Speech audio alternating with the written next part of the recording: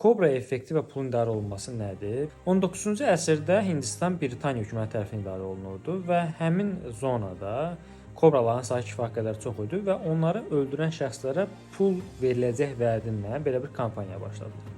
Amma bu kampaniya nəyə gətirib çıxardı? İnsanlar artıq kobra yetişdirməyə başladılar və onları öldürüb pul qazanmağa başladılar. Və bunun nəticəsində hökumətin istədiyi kampaniya özünü doğrultmadı. Yəni qazanc əvəzinə böyük bir zərər yandı. Kobraların sayı bitmədi, əksinə çoxaldılar və hökumət onlara yenidən pul vermək məcburiyyətində qaldı. İndi bu effektin pulun idarə olunmasına nə əlaqəsi var? Belə bir sual verə bilərsiniz. Banklar da eyni bu qaydada insanların pullarını cəlb eləməyə, eləcə daha çox pul xərcləmək üçün onları təşviq edir. Bu necə eləyir?